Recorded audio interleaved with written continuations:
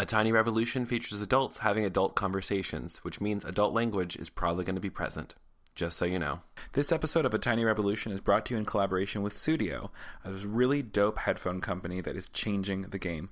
Carefully engineered by their designer with the consumer's preference in mind, their timeless designs are suitable for every occasion. Whether you are listening to music on your way to a black tie event, or you're just enjoying a sunny day with your friends, looking cute in your little short and your little polo. But no matter where you are or what you're doing, the Sudio soundpiece is going to be an elegant companion for you. Head on over to studiosweden.us, that's Sudio spelled S-U-D-I-O, sweden.com/US, and browse their collection of wireless earphones, studio quality headphones, and more. And if you find something you like, use offer code REVOLUTION15 and get 15% off your purchase. Sudio, designing your sound experience. You're not sure who you really are, when all you feel is the shape of your scars, and you have more wounds than you can count. Open your eyes, look all around. You aren't alone, this is your home. Come and remember who you are here. Do this to remember who I am. Come and remember you belong here. Oh, belong here. From the Bedlam Podcast Network, this is A Tiny Revolution, celebrating our everyday victories while telling the stories and having the conversations that actually matter. My name is Kevin Garcia, and welcome to another episode. I am so pumped that you're here. I know, such good singing and quality, talent, wonderment. You're welcome. Just so you know, the music you're listening to right now in the background is from a dope band called The Many. They're made up of some of my favorite humans ever. So you can go check out their first album called All Belong Here. It's on Spotify, iTunes, and on Bandcamp. It's really beautiful music, really timely. It's all based around inclusivity, being reconciliatory, and justice driven. It took me a second to get that word out. Sorry. But again, the band is called The Many. You can Google them. They're incredible. I actually got to play with them at the Wild Goose Festival. They're amazing people. Their music is so spirit filled, and I just love it. Before we jump into the conversation, let's talk about shit that's going down soon. So, hey Seattle, I'm coming to see you next weekend. So next weekend I'm going to be in Seattle. Actually, by the time you listen to this, it's going to be like this coming weekend. So I'm going to be in Seattle for the weekend of September 1st and 2nd. And yeah, and I'd love to hang out with you. So me and my friend Matthias Roberts are organizing kind of a meetup. It's going to be at Drip City Coffee, September 2nd from 4 to 6 p.m. We'd love for you to come hang out. I'd love to get to know you. So if you're in the Seattle area and you're listening to this, come and hang out with me and one of my BFFs. And we'll pal around, we'll chitty chat. And yeah, I would love to meet you. So no big presentation, no big deal. Just you and me and some coffee. And then afterwards, if you guys are hungry, maybe we'll go get something to drink somewhere and eat. You know what I'm saying. Anyways, big kind of announcement thingy, GCN Youth Conference. It's actually been postponed to the spring, just based off of registration, getting the volunteers, things like that. They decided it would be in everyone's best interest if they move it back to the springtime, and I am in full agreement. So it's going to be sometime in April. I don't have a full date for that, but as soon as I do, I'll share that with you. I'm still going to be leading worship with them. I'm still going to be, trying to promote that. So if you still want to register, go ahead over to gcnyouthconference.com and get registered. Tell a friend, and I'll see you out there in April. But in Chicago, the Reformation Project National Conference in Chicago is still happening, and I'm going to be there October 26th through the 28th. I'm going to be just helping facilitate things going on there, and so I'd love to hang out with you. I'd love to see you there, and I'd love to worship alongside of you. And oh my gosh, you guys, this is going to mark 2 years this year since I came out. And it's been a really powerful thing for me to be a part of the Reformation Project since my coming out. I'd really love for you to come experience what I've been experiencing every single conference for these past few years. It was honestly being in a space where not only was there a space for me to belong and for me to be myself, but I was also equipped and given the tools to take back to my community to help set other people free. So it's not just about community. It's not just about inspirational speakers, but it's about being equipped. It's disciples making disciples, my friends. And that is something I'm very passionate about. So if that sounds like something you want to be a part of, you can still get registered, still get hotel rooms, all that stuff. It's at reformationproject.org/Chicago. So I'll see you there. And one more thing before I jump into the conversation today. I have this idea that kind of popped into my mind about doing kind of like a daily devotional. Devotionals were these things that I grew up with where it's like you had a Bible verse and like a little reading prompt and then some prayer, and like it was like the thing to do. And I know so many of us, we kind of either have like this aversion to scripture sometimes just because of how it's been used against us, or maybe you're new to the conversation on how to read scripture well or how to pull out different themes other than just reading it at face value. So I had this idea about possibly creating a devotional series where I would focus on different themes, have different scriptures that we would go through, and also just some prayers and mantras that we could pray and concentrate on together as a community. I'm not sold on the idea myself, but if this is something you think would be beneficial for you, go ahead and tweet at me at @thekevingarcia_, or shoot me an email or comment on Facebook, something like that. But let me know. I would really love to do something like this. I think it'd be a good writing project for myself as well. So yeah, daily devotional. That's all I've got to say about that. And now I'm going to jump into introducing you to today's podcast conversation. Today, I am going to be talking with my friend, the dope-ass Reverend Jes Kast. She's so amazing. And I have had such a girl crush on her for so long. I'm so glad she agreed to hop on FaceTime with me for a conversation to share a little bit about her story and what drives her. So let me read a little bit about the Reverend Jes Kast.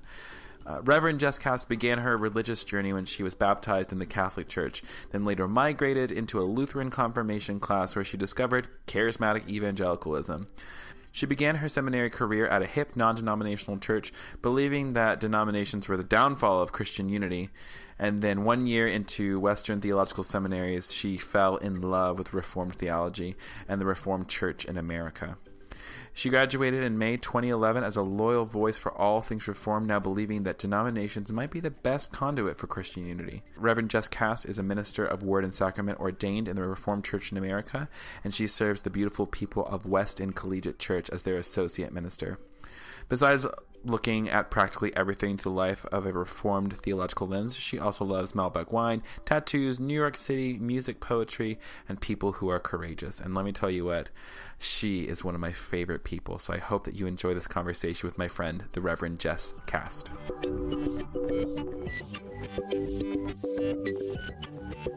I was born in New Mexico, but only lived there for a year of my life. But that year still is formative for me. Like, my girlfriend and I just went back to the West, and there's something about that land that informs my spirituality and my jewelry.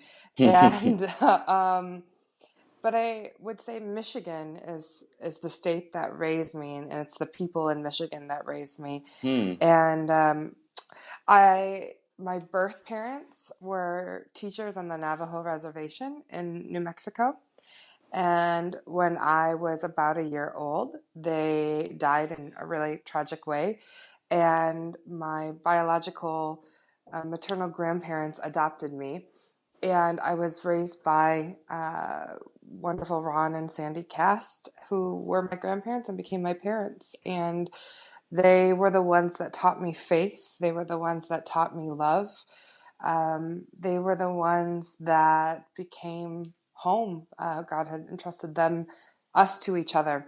And when I was 5 years old, I would often set up a little table in my living room and put my stuffed animals together in little pews.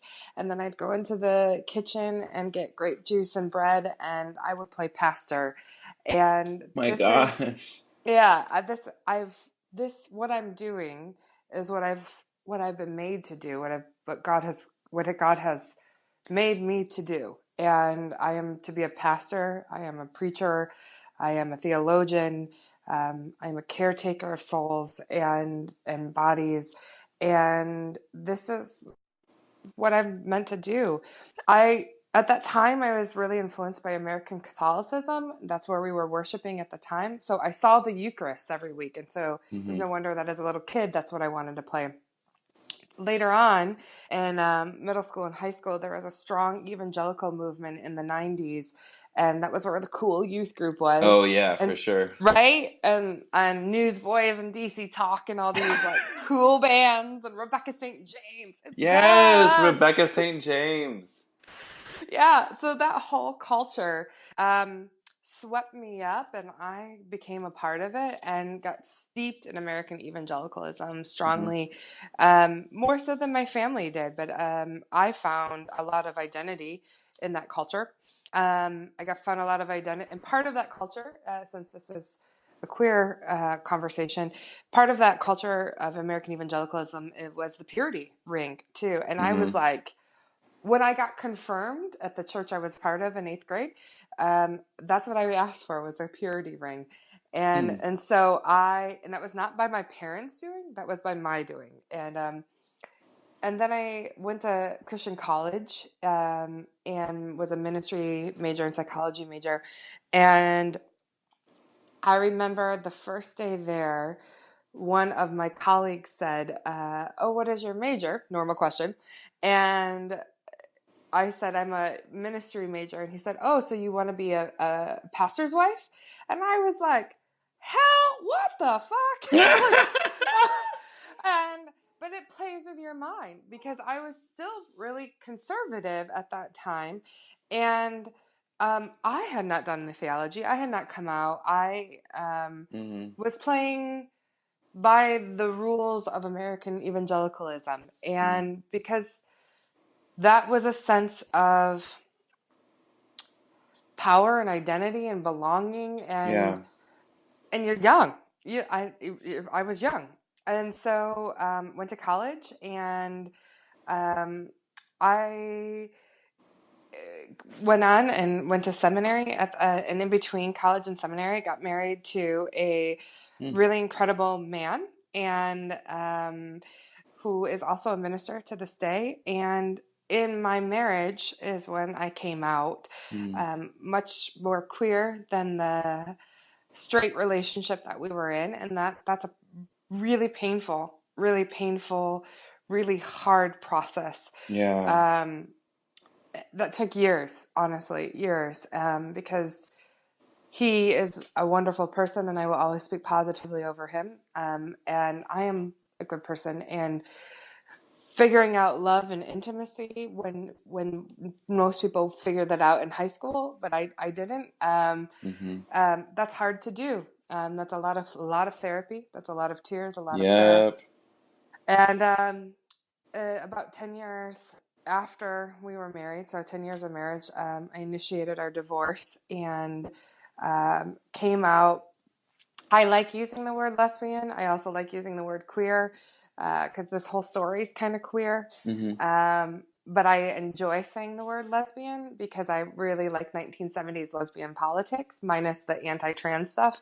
I like the conversation of Audre Lorde and Adrienne Rich and these literary writers and Alice Walker, and that era of lesbian identity really informs me. And I have a very lesbian politic as well. And so here we are now in New York City. When I was in seminary, I went to this intercultural immersion trip in Oman in the Middle East. Dope. And we'll have to talk about this. I was doing Muslim Christian peace relations. I met my colleague, whose office is right over there, and he's our senior minister here. I'm the associate minister.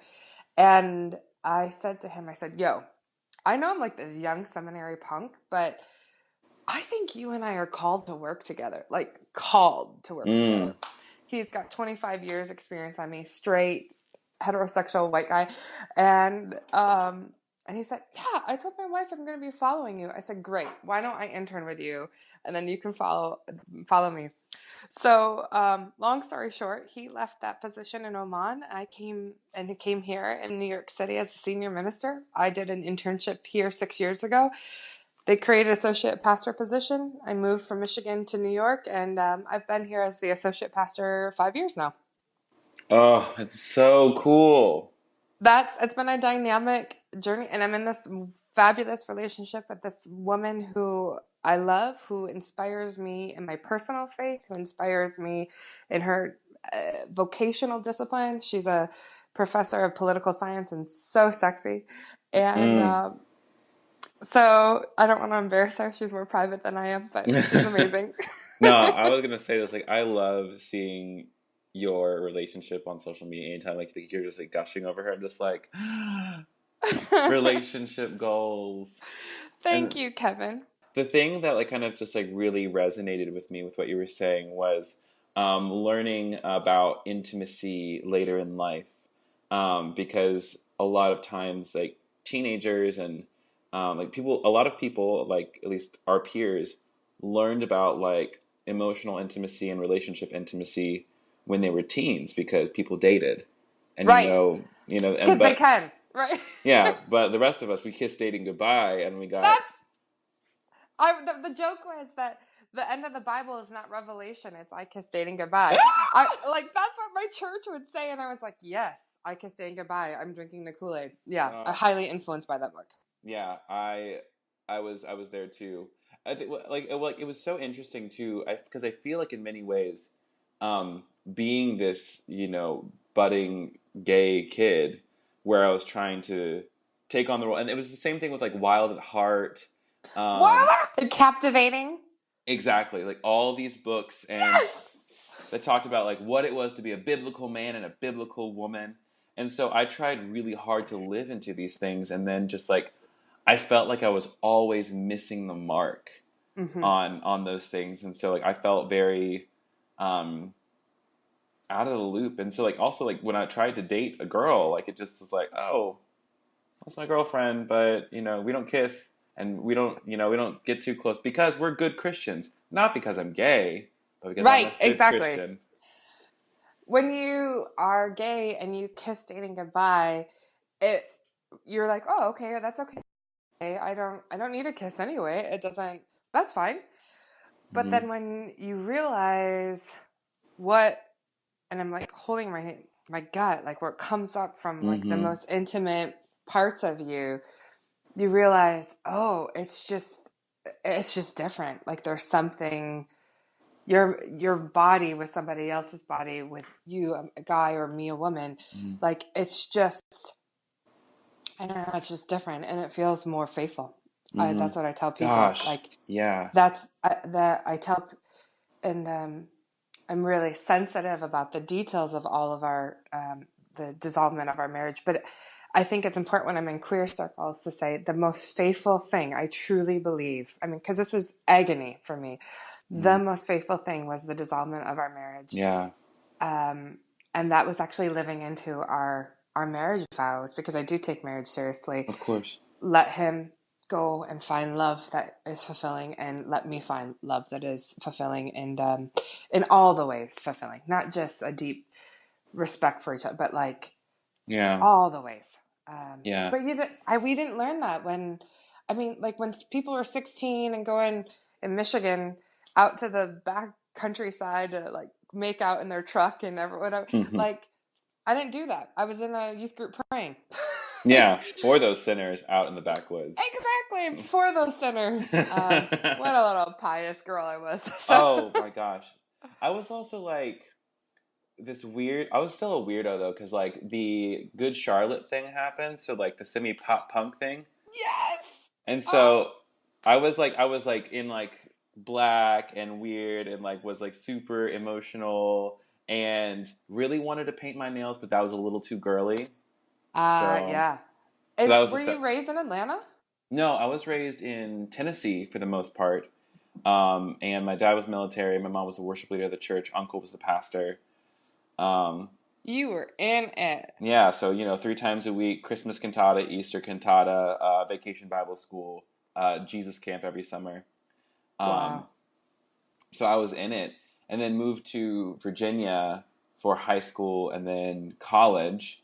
And in college, like when my parents started divorcing, I thought that God was punishing me because I Oh. wasn't trying hard enough to fix my, and I was in like Exodus for like 10, 12 years. Oh my Uh, gosh, Kevin.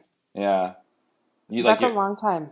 yeah. Like the first time was like my parents took me, and then end of high school, I was like, oh yeah, I've got the tools to like overcome this. Then got to college and joined a group of my own volition because like I Wow. really wanted to fix myself. And then I remember it was like sophomore year towards Christmas. I remember just like I can't. I remember like saying like I can't fucking do this anymore, Right, right. and telling telling like emailing my person was like I'm not coming back. I'm just like I don't. It just I can't do this anymore. I don't believe it. I don't want it. And that was the thing Yeah. that kept going over and over in my mind was like everyone says like I want to change. I want to be straight. And I was thinking like I don't. Like I Yeah. don't want this. This doesn't feel good. This doesn't feel right. And I feel like I am obeying God out of a fear of going to hell rather than obeying God out of a devotion and love for something that could lead me to a better life. Boom. And then And like, doesn't Jesus talk about this is a religion of the heart and the spirit, that true worshipers worship in heart and spirit? And when you came out, mm-hmm, that you're living more faithfully into what mm-hmm, Jesus is inviting us to be part of. yes. Um, And that like fast forward, it was like didn't it wasn't until like a year and some change after I graduated because I graduated 2013, became a missionary, and was still kind of like living this like uh, understanding that like my attraction towards men would never go away, but maybe I can still marry a woman. yeah. Um, and tried to date a few women, and um, the first one I dated ended. She still stayed friends with me. She just got married last weekend too, to the love of her life. So Wow. kudos to her. Um, but I remember like when I started dating my second girlfriend, she called me. She said, "Kevin, are you sure?" And I was like, "Not really." She's like, okay, well, you're a wise man of God, and you just need to make sure you're listening to the spirit inside you. And Wow. 3 months later, I was just like, I can't do this anymore. So Yeah. we broke up, and Reformation Project was coming through town, and so I ended up going to Reformation Project, and it's all, uh, you know, everything changed that weekend, and now I'm doing what I'm doing. And Kevin, one of the things I love about your public voice is that you're jovial. Like there's levity in your public voice, there's joy. Alice Walker says the world will follow joy. And so I pay attention to the people that lead with some sort of joy. Mm-hmm. And queers, we've got hurt, all of us on different levels. Like to be human to means to have some hurt. But I can tell, like in your public voice, you're not leading from your hurt. You're leading from where you're heading and the Mm. love that you're feeling, and your faith. And it's just it's inviting. It's really inviting, and I just think your style is fabulous too. I just enjoy like looking at you and taking in your beauty, and um, I'm excited by the public work that you're doing. Thank you. I received that. Yeah. That's something I had to learn a little bit because it's really easy to um it's like you said, like we've got a lot of hurt. Like our community has suffered a lot, and a lot both at the hands of just like secular politics and at the hands of the church too, when secular politics and the evangelical church married each other. Yep. Um, excuse me. I had Cheerios and that tasted like Cheerios. You didn't need to know, you did not need to know that. I'm sorry. I hope the Cheerios is good. Are you Enneagram nerd at all? Okay, I am. Yeah. yeah. So I'm an 8 with a very strong 7 wing. I'm an 8 with a very strong 7 wing. Hello, Oh, sister. that's how we know. Kindred What's up? spirits. It rolling. Yeah. Um, one of my friends tells me, he's like, you can't be an 8. You're too happy. I'm just like, Yeah. My friend said that to me recently. I was like, no, no, no, no. I know the deep, dark, secret parts of me, and it's definitely an 8. oh yeah. But highly influenced by like, I want to have fun, pleasure, like. I want to have fun. I want to be excited. I want to do the fun thing. And it also just like, it allows me to mitigate a lot of like my anger because like, Yes. because like, I think without that part of my personality being able to like love to have fun, like I would not be able to like survive. I think I would just like, because like when I'm in my most unhealthy, I just like explode and then I'm just ashes. Yep. Um, Yeah, I get it. Yeah, the anger of an Enneagram 8, if we can geek out about this for a minute, Please. is I remember being in seminary in West Michigan, and I love seminary. It was a very transformative time for me, but it was a really conservative area of Michigan. Sometimes people would say it's the Bible Belt of Michigan. And I would just go around like, fuck, like just keep saying F-bomb, F-bomb, F-bomb. Just like, I look back on it now too, because I was trying to like, I was angry. That culture hurt me. It really hurt me. And there came a time when I was talking with some friends, and I thought, I don't want to lead from this hurt anymore, or at least not having attended to that hurt or befriended that hurt. Yeah. And I don't want to lead with an edge. Like, look, I'll always be sassy. Like, that's just oh, for sure, like, for sure. Like, red lips and red nails, I'll be sassy. But like, I want to lead. This is what I say to my interns here. I always say, I want to love people into liberation, and that includes myself. I have to love myself into the liberation I want. And because there's so much 7, the anger doesn't feel good after a while. Yeah. And it has to be productive. For me, it has to be productive other places. Hey, we're going to take a quick break just to pay some bills, but we'll be right back with this conversation. So like I said at the beginning of this podcast, this episode of A Tiny Revolution is brought to you by the fine folks at Studio, a headphone company that is changing the game. So a couple weeks back, I get this email and they said they wanted to send me some headphones just to try out. And guys, I've been using them for weeks now and I am in love with them.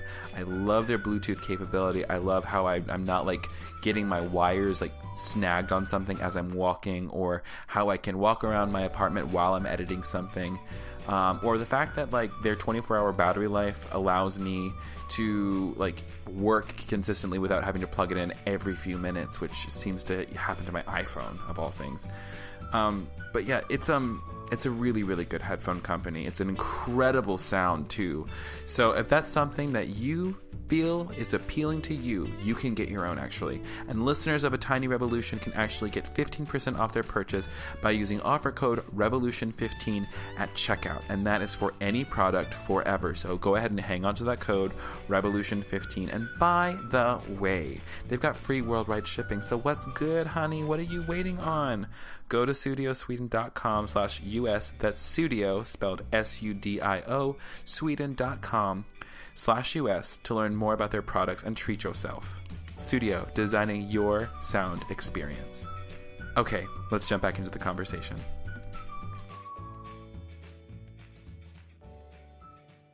I was leading a small house church, which is like our version of Bible studies. Yeah. And I was taken off of leadership for that because of, politics and whatnot. And I was super hurt by that. And so like for a year, I tried to get meetings, and for a year, I tried to like ask conversations, like how was policy made? Why are we doing this? And it was two things. It was like getting to the point where I'm so like, this is exhausting. Like, yeah. I was like, why do I really want to have these meetings? Is it because I believe in the mission of this church and believe it can be better, or is it because I want to be right? Yeah. And the motivation to be right will always like poison any sort of mission, I think, and poison any sort of, good work that you could be doing, because you're so concerned with being right rather than being whole. Yes. Yeah. My colleague will often say, are you more concerned with being right or more concerned with being in relationship with people? Because one of those they'll lead you in very different directions. Mm-hmm. Which is to come back to what you pick up about my graciousness. I think because I've been on a process for almost 33 years. Next week's my birthday, 33, Woo-hoo! Jesus year. What up? Because I've been on such a process. Mm-hmm. And I have to love myself, each one of I don't want to shame who I used to be. Mm. I really believe everybody is entitled to their process. For sure. And I actually get energy with being with people people who don't think exactly like me, but are open to like the curiosity, the compassion, the connection, from those who believe differently and as vastly as like religious difference, and those who are in our faith, but think and vote and act very differently. But if there's a sense of curiosity and honest conversation with each other, I get a lot of life from that. Yeah. For me, someone gave me the space for my process and still gives me the space for my process. And I'm a pastor, so of course I come at these conversations from a particular lens. I believe everyone is entitled to that. That's the spirit helps change over time. Yeah. That's the thing too. If one can let go of the process of being right and just be the presence, like embody the presence of God, the Holy Spirit does the work. Yes. Like there's like I was in the car with Jim Brownson in LA. He was my professor. Oh, what a man. That makes me happy. Okay. Yeah, so he was out in LA for the Reformation Project cohort, and so I had the pleasure of like chauffeuring him around a little bit. And so I can't remember how we got on the topic, but he said to me, he's like, Kevin, you can't underestimate the power of time, like of just like being in a space and being present, because like us being in certain spaces is disruptive to the status quo. Us just simply being ourselves and asking harder questions or just like telling our stories, like that plants seeds that will see fruit in time. But like it can't be like, I think you and me both like have this like instinct of like we want it right now. Totally. So being able to be patient with God's process and what God is doing, that's some sanctification right there. That is like, yeah, girl. It's trust. It is allowing God to be God and allowing us to be us and allowing. I think the question I keep asking myself is just like, are my ears open? Am I ready? And also, am I ready to hear what God has to say? Yeah. Because sometimes like hearing God say, stay in the church you're at. Yeah. When I could easily move out to LA where there's like this like vast queer Christian community, or move to New York where there's like all these cool people. But I know that for this season of my life, I'm called to the South. Yep. Good for you. And it's like, it's exhausting sometimes, but just like when I see a glimpse of something. Yeah. Like, and that's what I see. There is a glimmer of hope at my church. Yes. And for that glimmer of hope, like, I'm ready to do the work. And it's, it makes me feel a lot of things. It makes me feel hopeful more than anything. But like, it's always this uneasiness of, we don't know where this is going to end up. But like, let's do it with some joy and let's have some fun while we're doing it. You are the right person to be there. I just think of the passage in Scripture where it says the same, and I've been thinking about this a lot for the last 3 months, the same power that raised Christ Jesus from the dead is the same power that lives within us. Woo! And 8's like power, and so let me just speak to our love language of enneagramness here for a moment. I don't have to muster up the power within me and in my finality. Like, the power of the resurrection lies within your ministry. The power of life lies within you and your movements, Kevin. And when we minister from that power of the resurrection, it is both fulfilling for us and our needs, but it's also more transcendent than us, and which is actually the higher calling of an 8 then, to move to that too, as we so desperately want to. So that's a verse that speaks to me in my Enneagram 8-ness, and I share it in your new ministry of what you're doing, and pray your blessings and power over the work that you have ahead here. Go, Kevin. Yeah. Wow. Thank you. I received that. Yeah. What's funny is like, so I kind of found my faith in the Pentecostal tradition. Hallelujah. Yes. Yeah. So, and now I'm still kind of living in like, post-evangelical Pentabaptist world. Yes. These independent non-denom churches. And it was like it was right after I had broken up with my last girlfriend, right before I was leaving Adventures in Missions. There was a woman there, and she is a pastor. And I want to fight her and her husband sometimes because they just, you know, when white people don't know they're white. Yes. It's not that I have a problem with like them being white. It's a problem when they don't know that they're white. Right. The well-intentioned white people that don't even know how white they are. Yeah. Yeah. And being and then I realized I was like, oh wait, like we're almost the same age. It's no wonder you're so immature. This makes Right. sense. 'Cause, Yeah. like, Oh, sure. but Yeah. anyways, so we, in the tradition I come from, there's just a lot about like prophetic words that people will have other people, and Yes, and I know that. sometimes they're really spot on, and sometimes they're really not. Yeah. And so that's why I don't do it too often anymore. Like, just like I feel like I've got a word for you, but like usually it's. I always say like take it or leave it. I said like I could be really on with this, it could be really off with this. But one thing she said was that I feel like God is giving you a new name, and it's Amon, and Amon is like the phonetic translation. So when I looked it up, it means gathering place, and also it's in the book of Second Kings. It's listed as a city in the southernmost part of Judah. And so it was a city in the southernmost part of Judah. So it was like Judah. That means praise.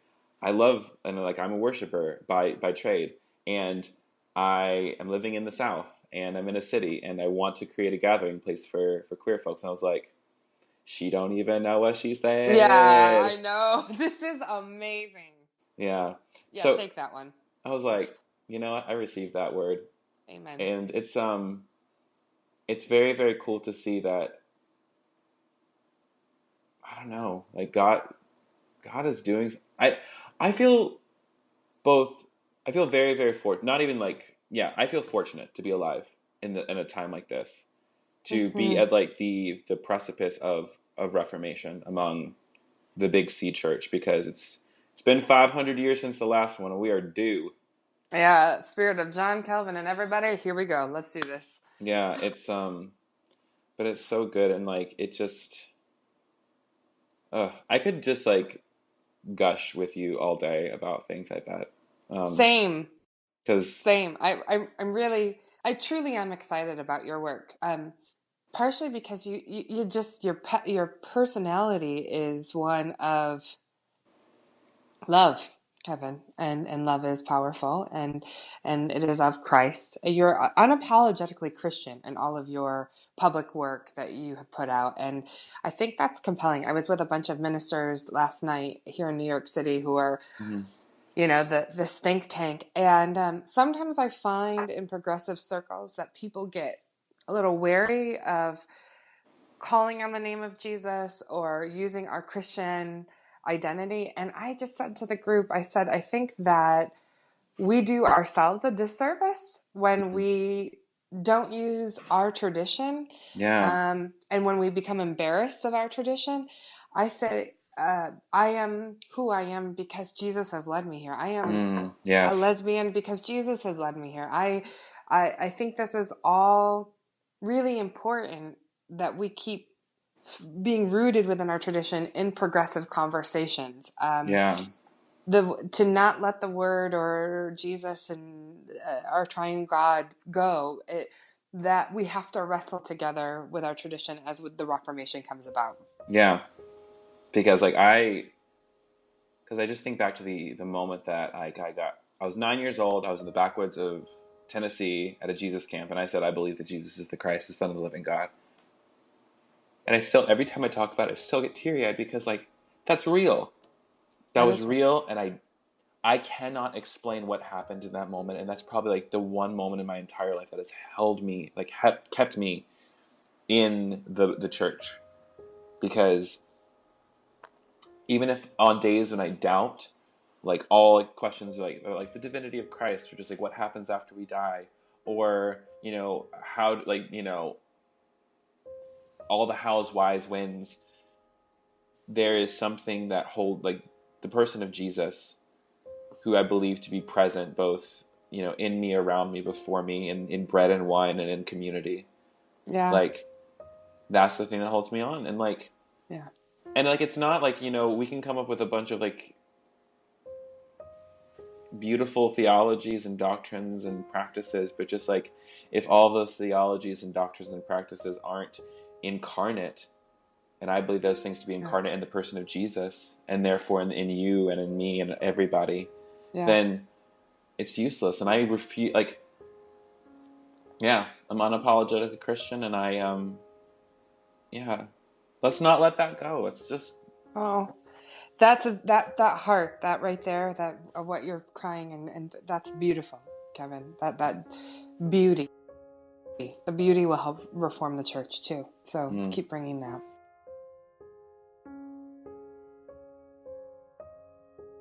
Did you love that conversation as much as I did? I'm sure. You can connect with the Reverend Jes Kast on her Facebook and Twitter at Jes Kast, that's JESKAST, and on Instagram at Jes Kast NYC. And you can also connect with more of her work and contact her through her website, revjeskast.com. Thank you, as always, to my friends who support this work on Patreon. Y'all, can I tell you real quick? I have been blown away by the generosity of you guys over the past few months, and people who have remained faithful to giving even when I suck at being a good artist and actually doing the rewards part of it. I have been dropping the ball. Like, it seems like sometimes a newsletter is hard enough to get out. And I'm just thankful that you guys have been sticking with me. But thankfully, I finally have a surplus of income. I'm finally going to be able to get out some of these rewards, and I'm really hoping that... If you're not a part of the community of patrons already, I would really love for you to come alongside us. We've been just under $500, and if we can break through that barrier, there's no telling how many amazing things we can do. So, like, the money that comes in helps fund the work. And what I mean by fund the work is creating these podcasts, creating the YouTube videos, creating blogs. That takes time, energy, and money. Between hosting fees for the website, blog, and the software that I need to use in order to edit podcasts and videos, that does come right out of my pocket. So being able to support this work not only takes care of some of that out-of-pocket expense, but it also gives me back time in my life to actually pour into this work. So the more money that comes in, the more time I'm spending creating and less time I'm spending working my job in the restaurant. So if you feel like you want some more of this stuff, if you feel like this has been helpful and important to you, I would seriously encourage you, become a patron through Patreon. And the more support we get, the more rewards we can actually put out there for people. I mean, I love doing this work, and it's also part of what I feel my life's ministry is creating space and resources for LGBTQ Christians and allies to find different ways of talking about the Christian experience. And so, for example, this past week, me and my friends, we launched this thing we're calling the Open Table House Church. And there were 26 people who showed up, people from all different backgrounds, queer people, straight people, gender non-conforming people, immigrants, and people who were trying to be good allies to all these marginalized groups. So I'm telling you, like, if I didn't have your support, I wouldn't have been able to pay my bills last month. And then I wouldn't have been able to work so heavily on that project of creating a house church. And I'm just so thankful. So know that you are touching lives, not just through the internet, but literally like physical. We're creating spaces in physical ways for people. And that's incredible. So I just want to say thank you to all of you guys who are supporting me through Patreon. If you want to learn more about that, if you want to learn more about what it is to be a patron, what it is to give $5 or $10 a month, and the perks that are associated with that, you can go to patreon.com/thekevingarcia to learn more. All right, that's the show. That's the conversation for today. You can connect with me on all the social media, on Facebook and Twitter at The Kevin Garcia, on the blog thekevingarcia.com, and on YouTube. Just search Kevin Garcia. I should be one of the first results that come up. I am so thankful to you. And if you haven't got some merch for Atlanta Pride, if you're around Atlanta, you should go to thekevingarcia.com/merch.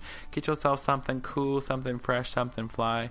And just a note, I'm going to be redoing the t-shirt shop probably over the weekend, over the course of the next 2 weeks probably. We're going to be moving to a different platform, and then it's going to be better than ever. New products, new beautiful things. I think that's everything. Yeah. So thank you so much for listening. Again, my name is Kevin Garcia. This has been another episode of A Tiny Revolution. Take your meds, go to your therapist, drink some water, go on a walk outside. Do something nice for yourself this week, okay? I love you, and I'll talk to you very soon. Bye now.